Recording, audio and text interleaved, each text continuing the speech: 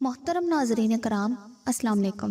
ناظرین، ایک بہت اچھے ٹاپک کے ساتھ ایک بار پھر حاضر خدمت ہوں۔ اس ویڈیو میں بتایا جائے گا کہ نبی کریم صلی اللہ علیہ وآلہ وسلم کی نبوت کی گواہی نہ صرف انسانوں بلکہ نباتات نے بھی دی تھی۔ اس سلسلے میں خوبصورت واقعات پیش خدمت ہے۔ حضرت عبداللہ بن عباس رضی اللہ تعالیٰ عنہ کا بیان ہے کہ ایک اعرابی بارگاہ رسالت میں حاضر ہوا اور اس نے آپ صلی اللہ علیہ وآلہ وسلم سے عرض کیا کہ مجھے یہ کیوں کر یقین ہو کہ آپ اللہ کے پیغمبر ہیں۔ آپ نے فرمایا کہ اس کھجور کے درخت پر جو خوشہ لٹک رہا ہے، اگر میں اس کو اپنے پاس بلاؤں اور وہ میرے پاس آ جائے تو کیا تم میری نبوت پر ایمان لاؤ گے؟ اس نے کہا ہاں بے شک، میں آپ کا یہ معجزہ دیکھ کر ضرور آپ کو اللہ کا رسول مان لوں گا۔ اس پر آپ صلی اللہ علیہ وآلہ وسلم نے کھجور کے اس خوشہ کو بلایا تو وہ فوراً ہی چل کر درخت سے اترا اور آپ صلی اللہ علیہ وآلہ وسلم کے پاس آ گیا۔ پھر آپ صلی اللہ علیہ وآلہ وسلم نے حکم دیا تو وہ واپس جا کر درخت میں اپنی جگہ پر پیوست ہو گیا۔ سبحان اللہ۔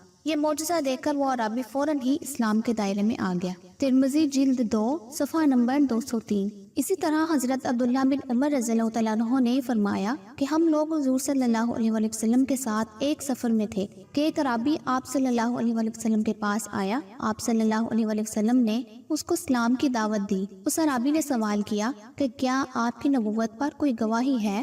آپ صلی اللہ علیہ وآلہ وسلم نے ارشاد فرمایا کہ ہاں، یہ درخت جو میدان کے کنارے پر ہے میری نبوت کی گواہی دے گا۔ چنانچہ آپ صلی اللہ علیہ وآلہ وسلم نے اس درخت کو بلایا اور وہ فوراً ہی زمین چیرتا ہوا اپنی جگہ سے چل کر بارگاہ اقدس میں حاضر ہو گیا اور اس نے با آواز بلند 3 مرتبہ آپ صلی اللہ علیہ وآلہ وسلم کی نبوت کی گواہی دی۔ آپ صلی اللہ علیہ وآلہ وسلم نے اس کو اشارہ فرمایا تو وہ درخت زمین پر چلتا ہوا اپنی جگہ پر چلا گیا۔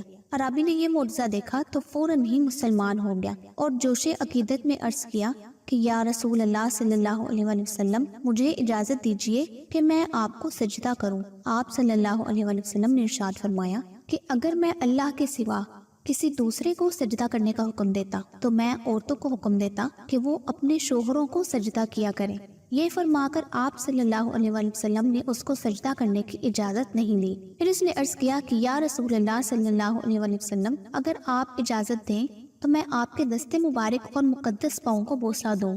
آپ صلی اللہ علیہ وآلہ وسلم نے اس کو اجازت دے دی۔ چنانچہ اس نے آپ کے مقدس ہاتھ اور پاؤں کو والہانہ عقیدت کے ساتھ چوم لیا۔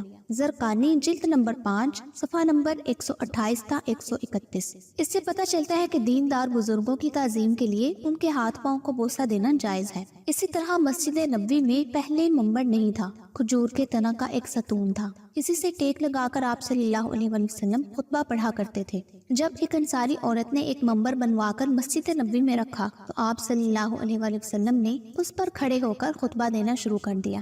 اچانک اسے ستون سے بچوں کی طرح رونے کی آواز آنے لگی اور بعض روایات میں آیا ہے کہ اونٹنیوں کی طرح بلبلانے کی آواز آئی۔ بعض روایتوں میں یہ بھی آیا ہے کہ ستون اس قدر زور زور سے رونے لگا کہ قریب تھا کہ جوش گریا سے پھٹ جائے، اور اس کے رونے کی آواز کو مسجد نبوی کے تمام لوگوں نے اپنے کانوں سے سنا۔ ستون کی یہ گریا ازاری کو دیکھ کر حضور صلی اللہ علیہ وآلہ وسلم منبر سے اتر آئے اور ستون کو تسکین دینے کے لیے اپنا مقدس ہاتھ رکھ دیا اور اس کو اپنے سینے سے لگا لیا تو وہ ستون اسی طرح ہچکیاں لے لے کر رونے لگا، جس طرح رونے والے بچے کو جب چپ کرایا جاتا ہے تو وہ ہچکیاں لے کر رونے لگتا ہے۔ آخرکار جب آپ صلی اللہ علیہ وآلہ وسلم نے ستون کو اپنے سینے سے چمٹا لیا تو وہ سکون پا کر خاموش ہو گیا، اور آپ صلی اللہ علیہ وآلہ وسلم نے ارشاد فرمایا کہ ستون کا یہ رونا اس بنا پر تھا کہ یہ پہلے اللہ کا ذکر سنتا تھا، اب جو نہ سنا تو رونے لگا۔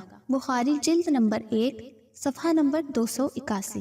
حضور صلی اللہ علیہ وآلہ وسلم نے اس ستون کو اپنے سینے سے لگا کر یہ فرمایا کہ اے ستون، اگر تو چاہے تو میں تجھ کو پھر اس باغ میں تیری پہلی جگہ پر پہنچا دوں تاکہ تو پہلے کی طرح ہرا بھرا ہو جائے اور ہمیشہ پھلتا پھولتا رہے، اور اگر تیری خواہش ہو تو میں تجھ کو باغ بہشت کا ایک درخت بنا دینے کے لیے اللہ سے دعا کر دوں تاکہ جنت میں اللہ کے اولیاء تیرا پھل کھاتے رہیں۔ ان کا ستون نے اتنی بلند آواز سے جواب دیا کہ آس پاس کے لوگوں نے بھی سن لیا۔ ستون کا جواب یہ تھا کہ یا رسول اللہ صلی اللہ علیہ وآلہ وسلم، میری یہی تمنا ہے کہ میں جنت کا ایک درخت بنا دیا جاؤں تاکہ اللہ کے اولیاء میرا پھل کھاتے رہیں اور مجھے حیات جاودانی مل جائے۔ حضور صلی اللہ علیہ وآلہ وسلم نے فرمایا کہ اے ستون، میں نے تیری اس آرزو کو منظور کر لیا۔ پھر آپ صلی اللہ علیہ وآلہ وسلم نے سامعین کو مخاطب کر کے فرمایا کہ اے لوگو، دیکھو اس ستون نے دارالفنا کی زندگی کو ٹھکرا کر دارالبقا کی حیات کو اختیار کر لیا۔ شفا شریف جلد 1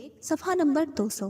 ناظرین، ایک اور روایت میں یہ بھی آیا ہے کہ آپ صلی اللہ علیہ وآلہ وسلم نے ستون کو اپنے سینے سے لگا کر ارشاد فرمایا کہ مجھے اس ذات کی قسم ہے جس کے قبضہ قدرت میں میری جان ہے، اگر میں ستون کو اپنے سینے سے نہ چمٹاتا تو یہ قیامت تک روتا ہی رہتا۔ کہ ستون کے بارے میں ایک روایت ہے کہ آپ صلی اللہ علیہ وآلہ وسلم نے اس کو اپنے منبر کے نیچے دفن فرما دیا، پھر اس خیال سے کہ یہ لوگوں کے قدموں سے پامال ہوگا، لہٰذا اس کو زمین سے نکال کر چھت میں لگا دیا۔ یہ ستون کو دفن کرنے کے بارے میں علامہ زرقانی نے یہ نقطہ تحریر فرمایا ہے کہ اگرچہ یہ خشک لکڑی کا ایک ستون تھا مگر یہ درجات و مراتب میں ایک مرد مومن کے مثل قرار دیا گیا، کیونکہ یہ حضور صلی اللہ علیہ وآلہ وسلم کی عشق و محبت میں رویا تھا، اور حضور صلی اللہ علیہ وآلہ وسلم کے ساتھ عشق و محبت کا برتاؤ یہ ایمان والوں کا خاصہ ہے۔ شفا حریف جلد 1 صفحہ نمبر 200، زرقانی جلد نمبر 5 صفحہ نمبر 138۔ ناظرین، کمنٹ باکس میں مجھے ضرور بتائیے گا کہ عالم نباتات کے ان ایمان افروز واقعات سے آپ نے کیا سیکھا۔ اگر ویڈیو پسند آئی ہو تو اسے اپنے دوستوں کے ساتھ بھی ضرور شیئر کیجیے گا۔ اگلی ویڈیو تک کے لیے مجھے اجازت دیجیے۔ اللہ آپ سب کا حامی و ناصر ہو، آمین یا رب العالمین۔